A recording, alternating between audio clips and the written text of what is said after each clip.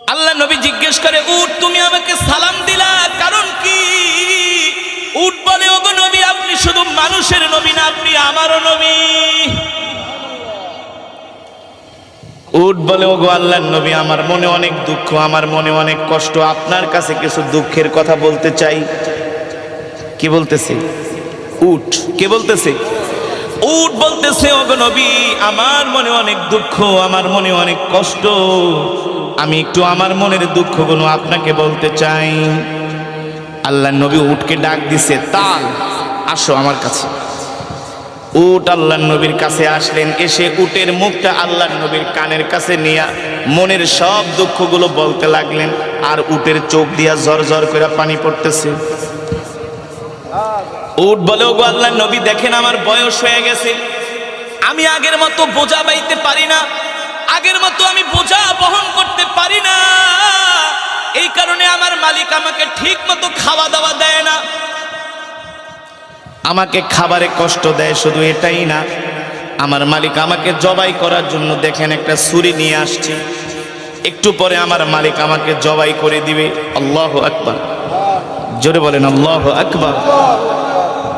আল্লাহর নবী উটের কথাগুলো শুনছেন, আর উট কান্না করে বলতেছে, ওগো নবীজি, দুনিয়ার কোন মানুষের কাছে মনের দুঃখ বইলা লাভ নাই, একমাত্র আপনি ছাড়া, আপনি তো রহমাতুল লিল আলামিন। আল্লাহর নবী প্রশ্ন করে, উট আমি তোমার জন্য কি করতে পারি? উট বলে, ওগো আল্লাহর নবী, আপনি আমাকে আমার মালিকের থেকে ক্রয় করে আপনি আমাকে আজাদ করে দেন, আমার মালিকের থেকে আপনি আমাকে কিনা নিয়ে আজাদ করে দেন, কারণ আমিও তো আপনার উম্মত। আর আস্তে কোন সুবহানাল্লাহ, আমিও তো আপনার উম্মত, আমি কষ্ট পাই, এটা আপনি সহ্য করতে পারবেন না, কারণ আপনি আমার নবী, আমি আপনার উম্মত। আল্লাহু আকবার।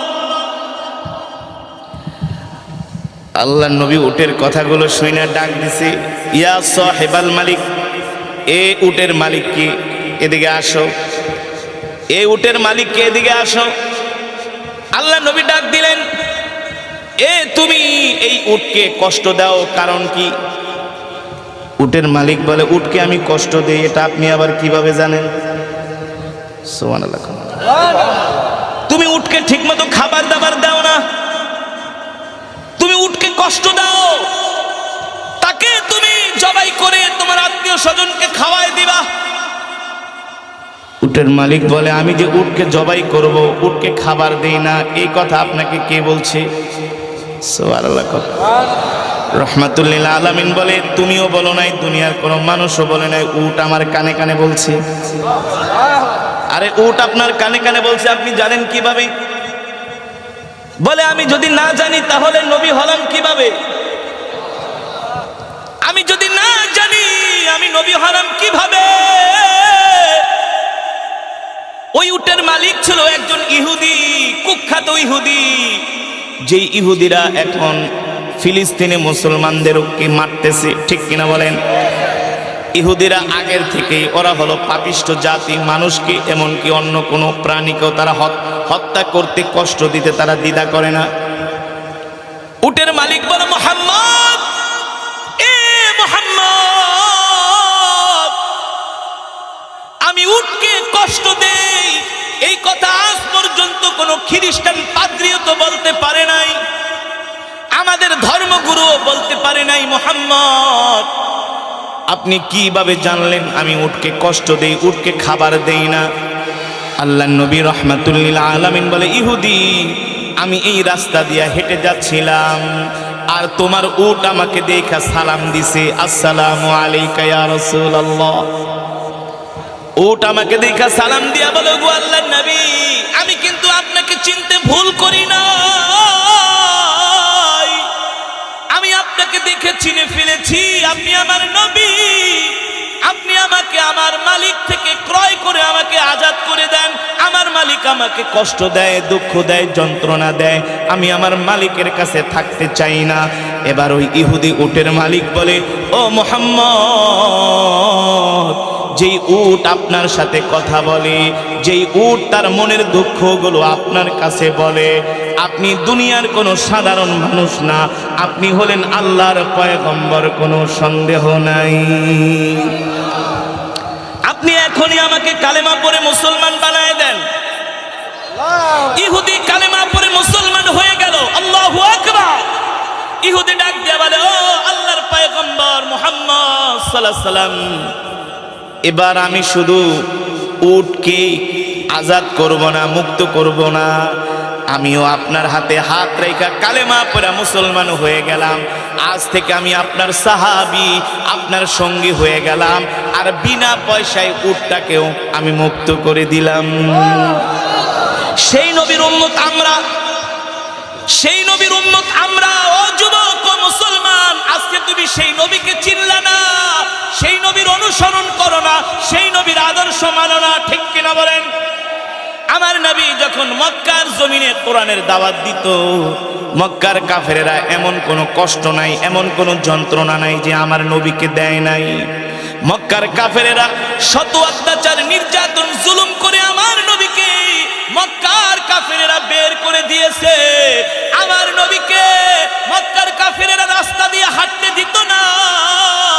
আমার নবীর চলার পথের মধ্যে মক্কার কাফেরেরা কাটা বিছায় দিত। আমার নবীকে হত্যা করার জন্য মক্কার কাফেরেরা ষড়যন্ত্র করত। এত পরিস্থিতির মাঝেও, এমন প্রতিকূলতার মাঝেও আল্লাহর পয়গম্বরকে কিছু কিছু সাহাবীরা তাদের জীবন দিয়া ভালোবেসেছেন, জীবন দিয়া ভালোবাসছেন। মক্কার কাফেরেরা আল্লাহর নবীকে হত্যা করার জন্য যত প্ল্যান প্রোগ্রাম, যত দুশ্মনী, আল্লাহর নবীর বিরুদ্ধে তাদের ষড়যন্ত্র অব্যাহত রেখেছেন। কিন্তু ওই মক্কার জমিনে আল্লাহর নবীর এমন কিছু সাহাবী ছিলেন, হযরতে বেলালের মতো, হযরতে আবু বকরের মতো, হযরতে ওমরের মতো, হযরতে ওসমান, হযরতে আলীর মতো সাহাবীরা তাদের জীবনের চাইতেও আল্লাহর নবীকে ভালোবেসেছেন, ঠিক কিনা বলি? আমরা হইলে তো বলতাম, দূর, এই হুজুরের সাথে আর কয়দিন থাকবো? হ্যাঁ, 2 দিন পর পরই পুলিশে ধরতে আহে। আরে আমার মসজিদের ইমাম সাহেব 2 দিন পর পর পুলিশে ধরতে আহে, তার চাকরি নট করে দাও। এই প্যারা, এই ঝামেলা আর ভালো লাগে না। এমন সিচুয়েশন বাংলাদেশে হয়েছে কি হয়েছে না? এই কথা যারা বলে তাদের ঈমান দুর্বল, তাদের ঈমান। কত মসজিদের ইমাম সাহেবের চাকরি চলে যায়। আরে হুজুর, আপনি গরম গরম ওয়াজ করেন, আপনি এত গরম ওয়াজ করেন কেন? নরম নরম ওয়াজ করেন। এই সমস্ত কথা যারা বলে তারা হলো মুনাফিক মার্কা মুসলমান। ইসলামে নরমও আছে, হ্যাঁ, ইসলামে নরমও আছে, গরমও আছে, ঠিক কিনা বলেন? আমার নবীর মতো এত নরম নবী পৃথিবীতে আসে নাই, আসবেও না। আবার আমার নবীর মতো এমন গরম নবীও পৃথিবীতে আসে নাই। আমার নবী কেমন নরম নবী!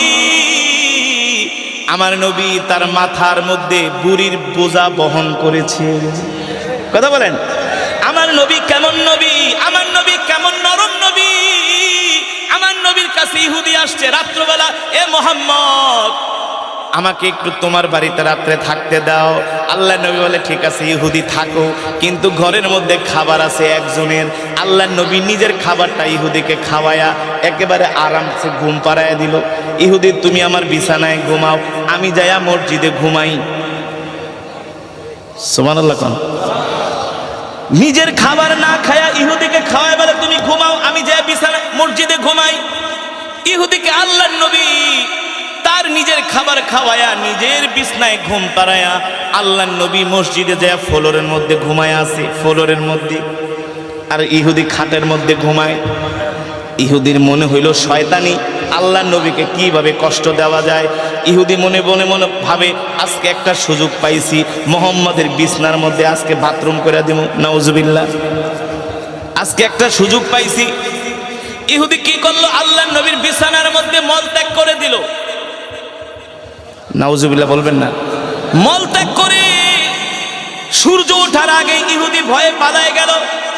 ইহুদি মনে মনে ভাবলো, যে মুহাম্মদ আমারে এত আদর করে খাওয়াইছে, এত মেহমানদারি করেছে, এই মুহাম্মাদের বিছানার ভিতরে বাথরুম করলাম, মলত্যাগ করলাম, যদি মুহাম্মদ আমারে দেখতে পায় তাহলে নিশ্চিত মুহাম্মদ আমাকে হত্যা করবে। তার মানে আগে থেকেই ভাইগা যায়। ইহুদি ভাইগা চলে গেছে। নবী ফজরের নামাজ পড়ে বাসায় আসছে, ইশরাকের নামাজ পড়ে বাসায় আসছে। আয়েশা দেখে আল্লাহর নবীর মেহমান ইহুদি নাই, বিছানার মধ্যে মল ত্যাগ করে নষ্ট করে রাখছে।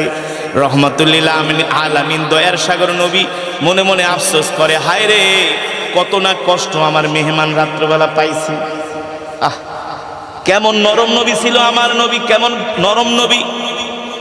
আমরা হইলে কি করতাম? কি করতাম? থাক, কি কইতাম এবার আপনারা নিজেরাই কোন। তোরে পায়ালই, আরে সাইজ তো আছেই, গালি যে কয়টা দিতাম 1 সেকেন্ডের ভিতরে নাকি। পোলাপান পাল্টে দিতাম, ওরে ধরে লয় কই আছে খুঁজে লয়, আর হাড্ডি গুড্ডি ভেঙে ফেলাম। ওরে আদর করে খাওয়াইলাম, আমার বিছানায় ঘুম পাড়াইলাম, তার বিনিময়ে ওই আমার বিছানা এইভাবে নষ্ট করে গেল, ওরে ছাড়া যাবে না। ঠিক কিনা বলেন? চরম পর্যায়ের বেয়াদবি ইহুদি আল্লাহর নবীর সাথে করলেন। এ যুবক যারা শুধু বলে হুজুররা গরম গরম ওয়াজ করে, এ হুজুররা শুধু গরম ওয়াজ করে না, হুজুররা নরম ওয়াজও করে। কোরআনের মধ্যে নরম ওয়াজও আছে, আবার জিহাদের ওয়াজও আছে। যখন যেমন তখন তেমন। ঠিক কিনা বলেন? আল্লাহর নবী কয়, আহারে আমার মেহমান ইহুদি কতই না কষ্ট পাইছে রাত্রবেলা, এ কারণে আমার বিছানাটাকে নষ্ট করে দিছে। ইহুদি যাওয়ার সময় ভুলে তার একটা দামি তরবারি আল্লাহর নবীর ঘরে রাইখা ভুলে চলে গেছে। কারণ চোর যত বড় চালাক হোক, চুরি করার সময় কিন্তু একটা প্রমাণ রেখে যায়। দেখবেন ডাকাত যত বড় চালাক হোক, ডাকাতি করার পরে কিন্তু একটা প্রমাণ, চোর যত বড় এক্সপার্ট চোর হোক, চুরি করার পরে যাওয়ার সময় একটা প্রমাণ সে রেখেই যায়। ইহুদির দামি তরবারি খাটের নিচে রাইখা ঘুমাইছে। তো ফজরের আজানের পরে সূর্য ওঠার আগে নিজের জান নিয়ে আগে পালাই, দামি তরবারি রেখা ইহুদি চলে গেছে। এখন যখন সকালবেলা হয়েছে, ইহুদি কয়, কিরে আমার তরবারি কোথায়? তরবারি খুঁজে পায় না। মনে হয়েছে তরবারি আল্লাহর নবীর ঘরে ইহুদি রেখেই ভেগে চলে গিয়েছে। ইহুদি বলে, এখন কি করা যায়? যদি আমি মুহাম্মাদের ঘরে যাই তরবারি আনি, যদি মুহাম্মদ আমাকে ধরতে পারে, নিশ্চিত মুহাম্মদ আমাকে হত্যা করবে। কারণ মুহাম্মদকে আমি যে কষ্ট দিছি, এটা কোনো মানুষের কাজ না। করা যায়, আমি যদি এখন মুহাম্মদের কাছে যাই তরবারি আনতে, আমি যেই অন্যায় করেছি নিশ্চয়ই মুহাম্মদ আমাকে হত্যা করবে। ইহুদি ভয়ে ভয়ে ভয়ে ভয়ে আল্লাহর নবীর ঘরের দিকে আসছে, আর মনে মনে ভাবতেছে, আরে এতদিন তো শুই না আসছি, মুহাম্মদ কোনো প্রতিশোধ নেয় না। যদি মুহাম্মদ প্রতিশোধ নেয় তাহলে বুঝবো মুহাম্মদ সত্য। মুহাম্মদ শুধু মানুষকে ক্ষমা করে, কিন্তু ইহুদি যেই অন্যায় করছে এটা তো ক্ষমার অযোগ্য অপরাধ। আপনি আমার বাড়িতে আসলেন, আমি মেহমানদারি করাইলাম, উল্টা আপনি আমার এই ক্ষতি করলেন, মানা যায়? মানা যায়? এ মুসলমান, এ অমুসলিমরা শুনে রাখো, এটাই হলো ইসলামের সৌন্দর্য। ঠিক কিনা বলেন? এটাই হলো ইসলামের সৌন্দর্য। ইহুদি মনে মনে ভাবে, আমি এখন মুহাম্মদের কাছে যাব, মুহাম্মদ যদি আমাকে ক্ষমা করে দেয় তাহলে বুঝবো মুহাম্মদ সত্য নবী। আর আমি যদি দেখি মুহাম্মদ আমাকে ক্ষমা কইরা আমার সাথে সুন্দর আচরণ করে, আমি তার এই ক্ষমার কারণে আমি আমার নিজের ধর্ম ত্যাগ করে সাথে সাথে মুসলমান হয়ে যাব। জোরে বলেন আল্লাহু আকবার। ইহুদি ভয়ে ভয়ে আসতেছে আল্লাহর নবীর বাড়ির দিকে। আল্লাহ নবী ইহুদিকে দেখে ডাক দেয়, তালিয়া শাবাব, এদিকে আসো যুবক, রাত্রবেলা তুমি আমার মেহমান হয়েছিলে, আমি মনে হয় তোমার পরিপূর্ণ খেদমত করতে পারি নাই, এই কারণে তুমি আমার বিছানাটা নষ্ট করে দিছো। ইহুদি মনে মনে কে, মুহাম্মদ তুমি বলো কি, তুমি আমার খেদমত করতে পারো না? মানে তুমি আমাকে তোমার নিজের খাবার খাওয়ায়া, নিজের বিছানায় ঘুম পাড়ায়া তুমি যায় মসজিদে ফ্লোরের মধ্যে ঘুমাইছো। মুহাম্মদ, তোমার মতো এত সুন্দর উত্তম চরিত্রের মানুষ আমি আজ পর্যন্ত কোনোদিন মক্কায় দেখি নাই। আল্লাহর নবী বলে, ইহুদি মনে হয় তোমার রাত্রিবেলা কষ্ট হয়েছে,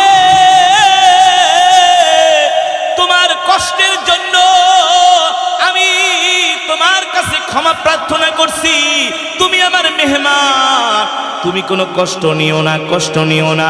এই কথা শোনার পরে ইহুদি আল্লাহর নবীর হাত দুইটা জড়ায় ধরে কান্না করে দিছে। আল্লাহর নবী ডাক দিয়া বলে, লিমা তাবকিয়া ইহুদি, ইহুদি তুমি কান্না করো কেন, কান্না করো কেন? ইহুদি বলে, মুহাম্মদ, এই মক্কার জমিনে আমি কত মানুষ দেখলাম, কত বড় বড় নেতাদের সাথে চললাম, কত বড় বড় লিডারদের সাথে চললাম, আবু জেহেলকে দেখলাম, আবু লাহাবকে দেখলাম, উতবারে দেখলাম, সাইবারে দেখলাম, কিন্তু তোমার চরিত্রের মতো এত সুন্দর চরিত্রের মানুষ আমি একজনও পাই নাই। আল্লাহু আকবার। এই কথা বলে ইহুদি কান্না কইরা দিছে। ইহুদি কান্না কইরা বলে, মুহাম্মদ, আমি তোমাকে ছেড়ে যাব না, আমি তোমাকে ছেড়ে যেতে পারি না মুহাম্মদ।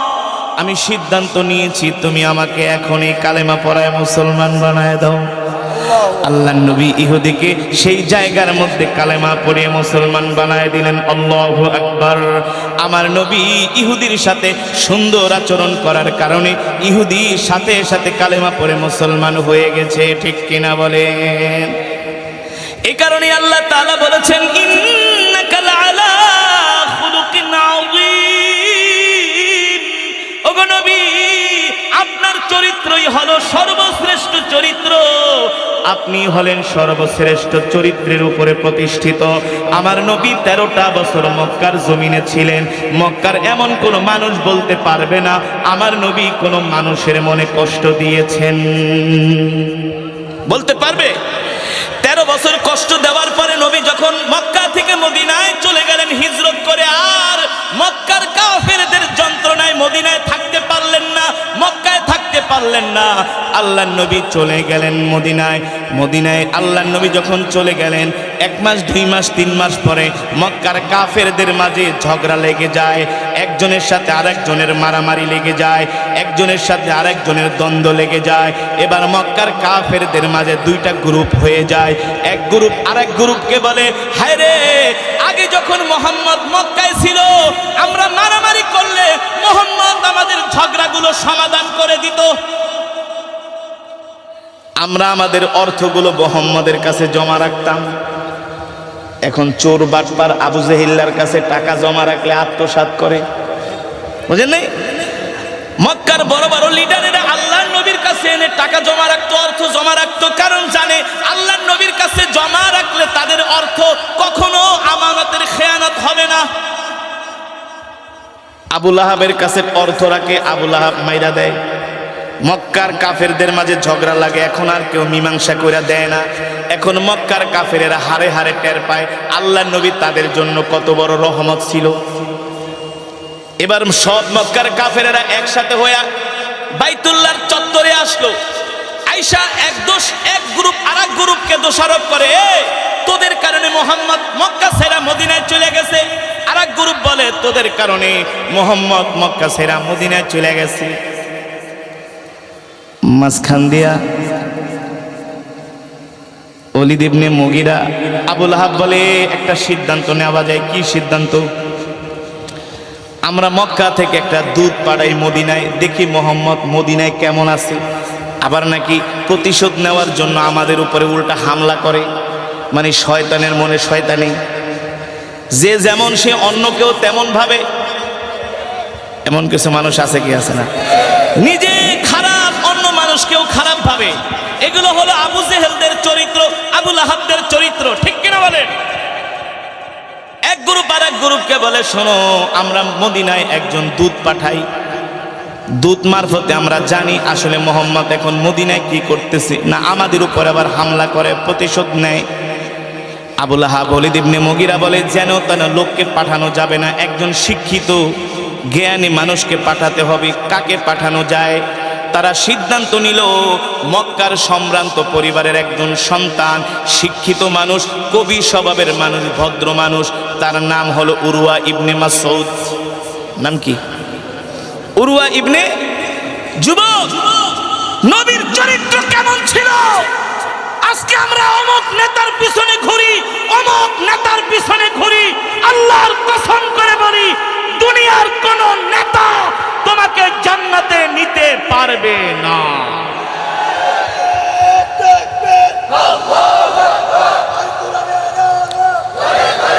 ইকুটা কমা, কেস কেস করে। আজকে তুমি স্লোগান দাও আমার নেতার চরিত্র ফুলের মতো পবিত্র, মাগার নামাজ পড়ে না এক ওয়াক্ত, মিনিটে মিনিটে বেনসন খায়, আছে না?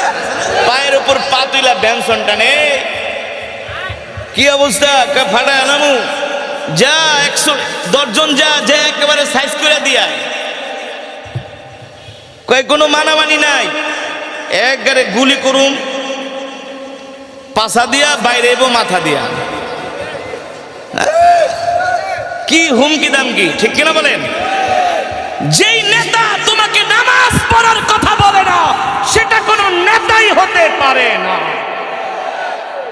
যেই নেতাকে দেখলে জাহান্নামের কথা মনে পড়ে না, জাহান্নামের শাস্তির কথা মনে পড়ে না, সেটা কোনো নেতাই না। যেই নেতাকে দেখলে তোমার পরকালের কথা মনে উঠবে সেটাই তোমার আসল নেতা, ঠিক কিনা বলেন? আজকে আমাদের দেশের যুব সমাজ কোথায় যাচ্ছে? আজকে তাদের গন্তব্য কোথায়? নামাজ নাই, রোজা নাই, দিন নাই, ইসলাম নাই, ঘুমের থেকে উঠে সকাল 10টা বাজে। আছে কি আছে না? এমন যুবক নোয়াখালীতে নাই? হাফ প্যান্ট পরে রাস্তা দিয়ে ঘুরে, হ্যাঁ, আর নেতার পিছনে মোটরসাইকেল লয়ে ঘুরে হারা দিন। নেতাও নামাজ পড়ে না, হেও নামাজ পড়ে না, নেতা খায় বেনসন, হে খায় গাঁজা। এই ওয়াজ দরকার আছে কি আছে না? দরকার নাই।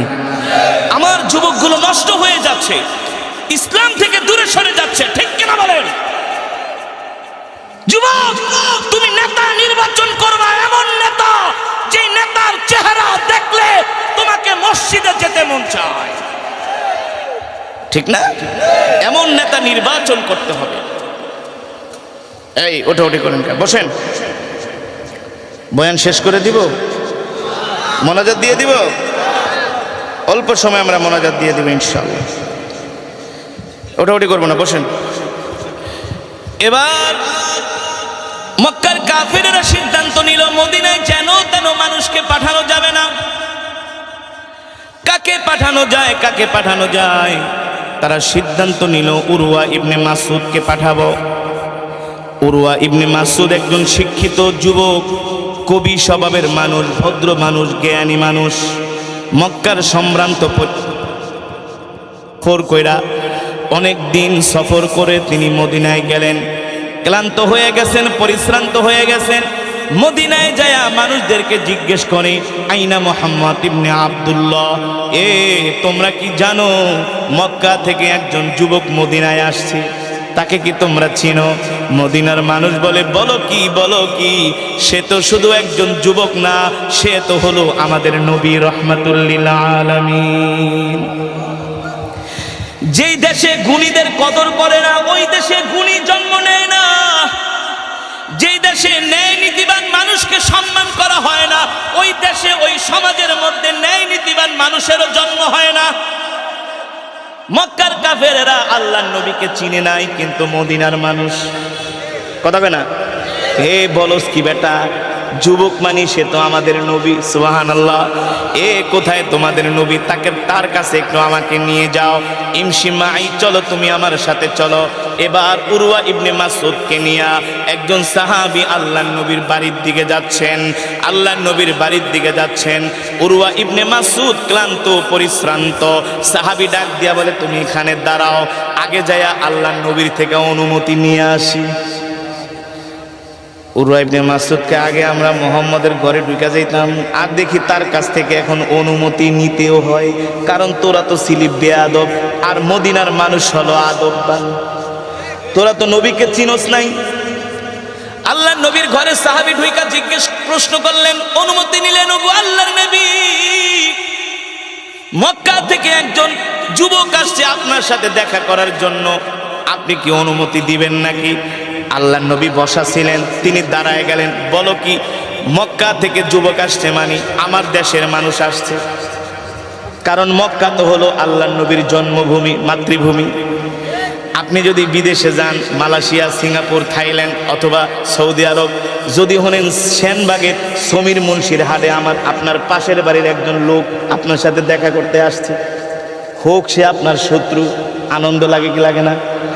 কই আর কাগু কই হাতের লোয়ায় আর কাছে কথা কন, যতই দুশ্মনী থাকুক কাগু আই সব ভুলে গেছে, আপনি আর কাছে আইছেন, আপনি কি খাইবেন, আপনি বল, কথা বলেন। আল্লাহ নবী বলে কে আসছে, কে আসছে, আমার কাছে নিয়ে আসো, আমার দেশের মানুষ। আল্লাহ নবী তাকায় দেখে মক্কার সবচেয়ে বড় বড় দুশ্মন যারা, তাদের লোকজন।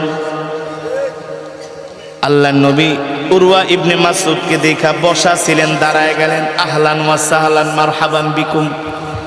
আল্লাহ নবী বলে আসেন আসেন, আপনি আমার দেশের মানুষ, আপনি আমার আত্মীয়, আপনি আমার বংশের মানুষ। আল্লাহ নবী কথা বইলা উরওয়া ইবনে মাসউদকে বুকের মধ্যে জড়ায় ধরলেন।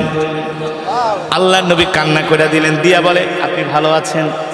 এ আমার চাচা কেমন আছে, ওই চাচা কেমন আছে, মানে যারা নবীজিকে সবচেয়ে বেশি কষ্ট দিছে, যারা নবীর সাথে সবচেয়ে বেশি দুশ্মনী করছে, তাদের কথা জিজ্ঞেস করতেছে। উরওয়া ইবনে মাসউদ বলে হায় রে, মনে মনে ভাবলাম কি আর মোহাম্মদে করছেটা কি, আমি তো ভাবছি মোহাম্মদ আমাকে দেখলে বন্দি করবে, হত্যা করবে, আমার সাথে খারাপ আচরণ করবে, কিন্তু মোহাম্মদ আমার সাথে এত সুন্দর আচরণ করতেছে, এত সুন্দর আচরণ করার মানুষ আমি আজ পর্যন্ত কোনোদিন মক্কায় দেখি নাই। আরে দেখবা কোত্থেকে, তিনি তো হলেন রহমাতুল লিল আলামিন।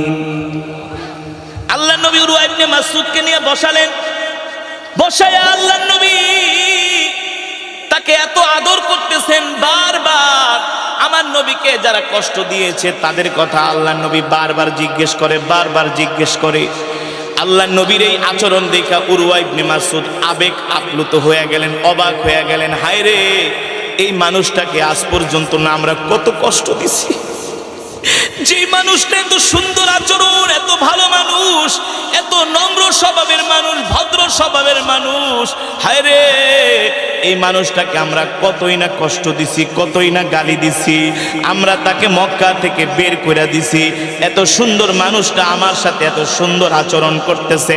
উরওয়া ইবনে মাসউদ আবেগ আপ্লুত হয়ে তার চোখ দিয়া পানি পড়তেছে আল্লাহ নবীর আচরণ দেখে। উরওয়া ইবনে মাসউদ তার আবেগ থামাইতে পারে নাই, আল্লাহ নবীর প্রতি ভালোবাসা পাইরা উরওয়া ইবনে মাসউদ আল্লাহ নবীর গায়ে হাত দিয়া আদর করতেছে, হায় রে মোহাম্মদ, তোমাকে কতদিন আমরা মক্কায় দেখি না, তুমি কি জানো মক্কার সব মানুষ তোমার কথা মনে করে। সুবহানাল্লাহ। যে ভালো তাকে সবাই, কথা বল, যে ভালো তাকে সমাজের সবাই ভালো বলে, কেউ গোপনে কেউ প্রকাশ্যে, ঠিক না? উরওয়া ইবনে মাসউদ আল্লাহ নবীর চেহারা মোবারকে হাত দিয়ে আদর করতেছে। পাশে বসা ছিলেন আল্লাহ নবীর একজন সাহাবী, আল্লাহ নবীর একজন সাহাবী বসা ছিলেন, আল্লাহ নবীর সাহাবী হযরত ওমর বসা ছিলেন। তিনি খাপ থেকে তরবারি বের করছে, বের করে ওই উরওয়া ইবনে মাসউদের গলার মধ্যে, হাতের মধ্যে ধরছে, এই বেটা কার চেহারায় হাত দেস, এটা কিন্তু মক্কা না, এটা মদিনা, এটা মদিনা, আমাদের জীবন চলে যাইতে পারে, আল্লাহ নবীর কোনো অপমান আমরা সহ্য করব না। সুবহানাল্লাহ। হাত নামা, হাত নামা। উরওয়া ইবনে মাসউদ মনে মনে কয়, আমি তো মুহাম্মদের চেহারায় হাত দিছি আদর করার জন্য, কি করার জন্য? আদর করার জন্য, আমার তো মনের মধ্যে কোনো দুশ্মনী নাই, হায় রে, আমার মনের, আমার কাছে তো এটা কোনো অন্যায় না, কিন্তু মুহাম্মদের সাহাবীরা মুহাম্মদকে ভালোবাসে, এতটুকুন বেআদবি কাজও মুহাম্মদের অনুসারীরা বরদাস্ত করতে পারল না। আল্লাহু আকবার। তার মানে মুহাম্মদকে তারা কতটা ভালোবাসে। উরওয়া ইবনে মাসউদ বলে, আমি তো এভাবেই আদর করার জন্য হাত দিছি। হযরত ওমর কয়, বেটা হাত নামা, আল্লাহর নবীর দিকে হাত বাড়াবি না, হাত কাইটা ফেলানো। সুবহানাল্লাহ। উরওয়া ইবনে মাসউদ বুঝতে পারছে এটা মক্কা না, এটা কোথায়? মদিনা। উরওয়া ইবনে মাসউদ বলে, আমি 3 দিন ছিলাম মুহাম্মদের কাছে, দেখি মুহাম্মদ ওযু করে, তার সাহাবীরা ওযুর পানিগুলো জমিনে পড়তে দেয় না, ওই ওযুর পানিগুলো হাতের তালুতে নিয়ে তাদের চেহারার মধ্যে বরকতের জন্য মাখতে থাকে। উরওয়া ইবনে মাসউদ বলে, মুহাম্মদ মুখ থেকে থুতু ফালায়, সেই থুতুগুলা মুহাম্মদের সাহাবীরা জমিনে পড়তে দেয় না, ওই থুতুগুলো হাতের মধ্যে নিয়ে সাহাবীরা মিশক আম্বর সুগন্ধি আতরের মতো শরীরের মধ্যে মাখতে থাকে। উরওয়া ইবনে মাসউদ বলে, আমার আর বুঝতে বাকি রইল না মুহাম্মদের সাহাবীরা মুহাম্মদকে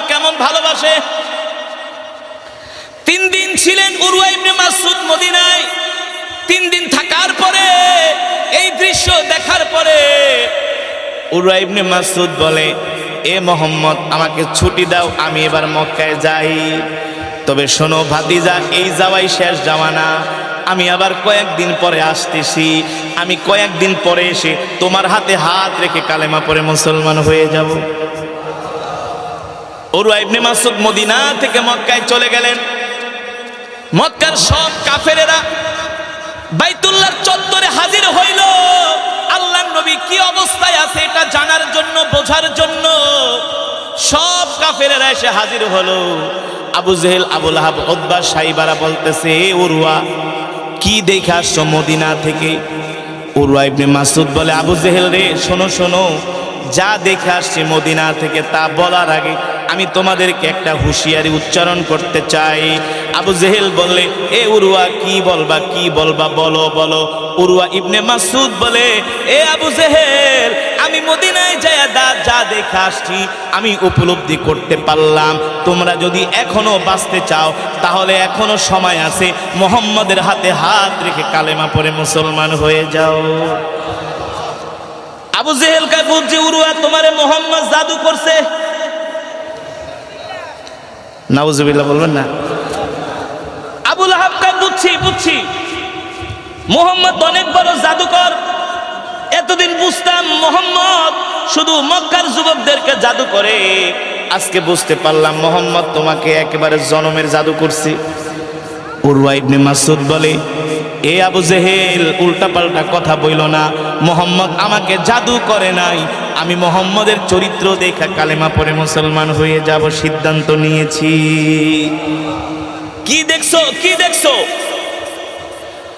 উরওয়া ইবনে মাসউদ বলে, আবু জেহেল, আবু লাহাব, তোমরা মুহাম্মদকে এত কষ্ট দিছো, এত কষ্ট দিছো।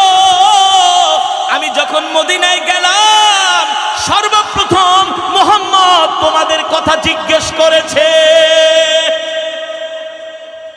তোমরা তাকে এত কষ্ট দিছো, তোমরাই বলো তোমাদের কথা কি জিজ্ঞেস করার কথা নাকি? উরওয়া ইবনে মাসউদের এই কথা শুনে আবু জেহেল, আবু লাহাব, উতবা, সাইবার অবাক হয়ে গেলে। বলে, বলো কি, বলো কি? বলে, শুধু এটাই না, তোমরা মুহাম্মদকে কষ্ট দিছো, আর মদিনার মানুষ মুহাম্মদকে এত ভালোবাসে যেটা তোমরা কল্পনাই করতে পারবা না। মুহাম্মদকে মদিনার মানুষ এত ভালোবাসে, মুহাম্মদের জন্য মদিনার মানুষ জীবন দিতেও তারা রাজি আছে। আল্লাহু আকবার। আবু জেহেল বলে, কি দেখে আসছো? বলে, শোনো, মুহাম্মদ যখন ওযু করে তার সাথী সঙ্গীরা ওযুর পানিগুলা জমিনে পড়তে দেয় না, বরকতের জন্য হাতের তালুতে নিয়ে ওযুর পানিগুলা তারা সারা শরীরের মধ্যে বরকতের জন্য মাখতে থাকে। মুহাম্মদের থুতু ফেললেও সেই থুতু তারা জমিনে পড়তে দেয় না, মুহাম্মদের থুতুগুলো তারা মেশকো আম্বরের মতো গায়ের মধ্যে মাখতে থাকে। আল্লাহু আকবার। আমি যে কয়েকদিন মদিনায় ছিলাম, মুহাম্মদ আমার সাথে এত সুন্দর আচরণ করছে, এত সুন্দর আচরণ আখলাকের মানুষ আমি আজ পর্যন্ত কোনোদিন মদিনায় দেখি নাই। এবার আবু জেহেল বলে, এ উরওয়া, বুঝছি, এই কথা তুমি মক্কার মানুষদের সামনে বলো না, যদি মক্কার মানুষদের সাথে বলো তাহলে কিন্তু মক্কার মানুষ সব দলে দলে মদিনায় যায় মুসলমান হয়ে যাবে। আল্লাহু আকবার। জোরে বলেন আল্লাহু আকবার। এ উরওয়া, চুপ থাকো, সাবধান, মুহাম্মাদের এই কথা কারো কাছে তোমার বলার দরকার নাই। উরওয়া ইবনে মাসউদ বলে, আবু জেহেল, যতই ষড়যন্ত্র করো, চক্রান্ত করো, মুহাম্মদকে দমায়া রাখতে পারবা না। আমি শুনে আসছি আর কিছুদিন পরে মুহাম্মদ এই মক্কা বিজয় করবে। জোরে বলেন সুবহানাল্লাহ। মুহাম্মদ কি করবে? মক্কা বিজয় করবে। এই মক্কার কাফেরদের মনের মধ্যে ভয় ঢুকে গেল। বলো কি? বলে, হ্যাঁ, মুহাম্মদের জন্য মদিনার মানুষগুলো পাগল, মুহাম্মদের জন্য মদিনার মানুষগুলো জীবন দিতে পারে। এ আবু জেহেল, আবু লাহাব, তোমাদের সময় শেষ হয়ে আসছে। মুহাম্মদ সত্য নবী, কোনো সন্দেহ নাই, কোনো সন্দেহ নাই।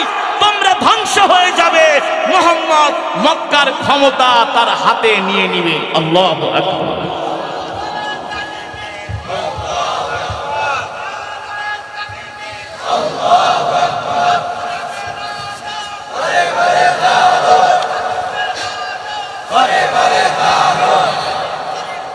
ফুলের মতো পবিত্র